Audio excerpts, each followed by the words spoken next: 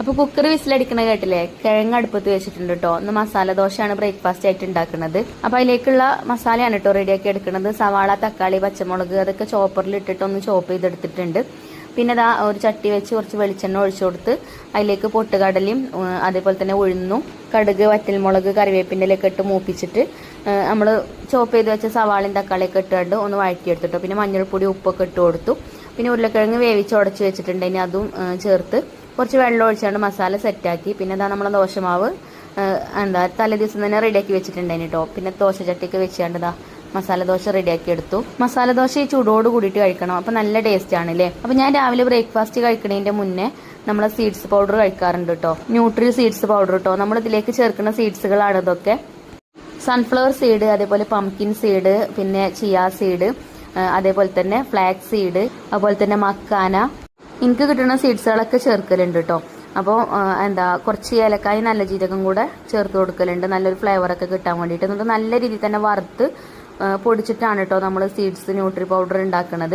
പിന്നെ നമ്മൾ സാധാ ന്യൂട്രി ലഡുക്ക് ചേർക്കണ ന്യൂട്രി ലഡു, ന്യൂട്രി പൗഡറൊക്കെ നമ്മൾ കൊടുക്കുന്നുണ്ട്. അപ്പോൾ അതിലേക്ക് ചേർക്കണ ഇൻഗ്രീഡിയൻസ് ഒക്കെ ഇതിലേക്കും ചേർക്കും. അതായത് എള്ള്, കടല, ബദാം, കാഷ്നട്ട്, പിന്നെ അരി, അവില്, അതേപോലെ തന്നെ കറിവേപ്പിൻ്റെ ഇല, നല്ല നാടൻ കറിവേപ്പിൻ്റെ ഇല കഴുകി വറുത്ത് പൊടിച്ച് അതൊക്കെ ചേർക്കാറുണ്ട് കേട്ടോ. അപ്പോൾ ആദ്യം നമ്മൾ സാധാരണ ന്യൂട്രി ലഡുക്കുള്ള പൗഡർ റെഡിയാക്കി വെക്കും. പിന്നെ അതാ ഇപ്പോൾ നമ്മൾ സീഡ്സുകളൊക്കെ എടുത്ത് വറുത്തല്ലോ, അത് പൊടിച്ചിട്ട് കുറച്ച് ഞാൻ മാറ്റി വെക്കും കേട്ടോ ഈ സീഡ്സ് പൗഡർക്ക് ചേർക്കാൻ വേണ്ടിയിട്ട്. ഇതിലേക്കും നമ്മൾ നേരത്തെ റെഡിയാക്കി വെച്ച ആ ഒരു ന്യൂട്രി പൗഡർ ഉണ്ടല്ലോ, എള്ള്, കടല, ബദാം, കാഷ്നട്ട്, അതുപോലെ തന്നെ കറിവേപ്പിൻ്റെ ഇല വറുത്ത് പൊടിച്ചത്, അതിലേക്ക് സ്പെഷ്യലായിട്ട് ചേർക്കണതാണ് കേട്ടോ ഇപ്പോൾ ഞാൻ ഈ കാണിച്ച സീഡ്സുകളൊക്കെ. ഇതിന് സാധാ ന്യൂട്രി ലഡുവിനെക്കാട്ടിന് കുറച്ച് റേറ്റ് കൂടും കേട്ടോ. ഇത് നമ്മൾ ന്യൂട്രി ലഡു ആയിട്ടും കൊടുക്കുന്നുണ്ട്, പൗഡർ ആയിട്ടും കൊടുക്കുന്നുണ്ട്. ഷുഗറുള്ള ആളുകൾക്കൊക്കെ പൗഡർ ആക്കിയിട്ട് കൊടുക്കുന്നതാണ് നല്ലത്. അപ്പോൾ ഞാനും അങ്ങനെ തന്നെ കേട്ടോ കഴിക്കല്. ഞാൻ കഴിക്കുന്ന രീതി ഞാൻ കാണിച്ചു തരാം. കുട്ടികൾക്ക് ഇങ്ങനത്തെ ലഡു കഴിക്കാറ് കേട്ടോ ഇഷ്ടം, കാരണം നല്ലോണം ശർക്കരയൊക്കെ ഇട്ടിട്ടല്ലേ നമ്മളിത് ഉണ്ടാക്കുന്നത്. അപ്പോൾ ഞാനൊരു ബൗൾക്ക് ഒരു 2 സ്പൂണ് ന്യൂട്രി സീഡ്സ് പൗഡർ ഇടും. പിന്നെ അതിലേക്ക് കുറച്ച് തേങ്ങ ചിരവിയത് ചേർത്ത് കൊടുക്കും. അതുപോലെ തന്നെ പാലുണ്ടെങ്കിൽ കുറച്ച് പാല് ചേർക്കും, അല്ലെങ്കിൽ ചൂടുവെള്ളത്തിൽ കലക്കിയിട്ട് അങ്ങനെ കുടിക്കും കേട്ടോ. അപ്പോൾ രാവിലെ വൈകുന്നേരമൊക്കെ 2 സ്പൂൺ വെച്ചിട്ട് അങ്ങനെ കഴിക്കാട്ടോ, നല്ലതാണ് നമുക്ക്.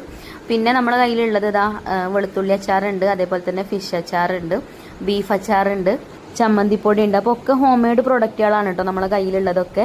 അപ്പോൾ നിങ്ങൾക്ക് ആർക്കെങ്കിലും നമ്മളെ പ്രൊഡക്റ്റുകളൊക്കെ ആവശ്യമുണ്ടെന്നുണ്ടെങ്കിൽ നമ്മളെ സ്ക്രീനിൽ കാണുന്ന നമ്പറിൽ കോൺടാക്ട് ചെയ്താൽ മതി. അപ്പോൾ നിങ്ങൾക്ക് കൊറിയറായിട്ട് അയച്ചു തരും, എവിടെയാണെങ്കിലും നമ്മൾ അയച്ചു തരും കേട്ടോ.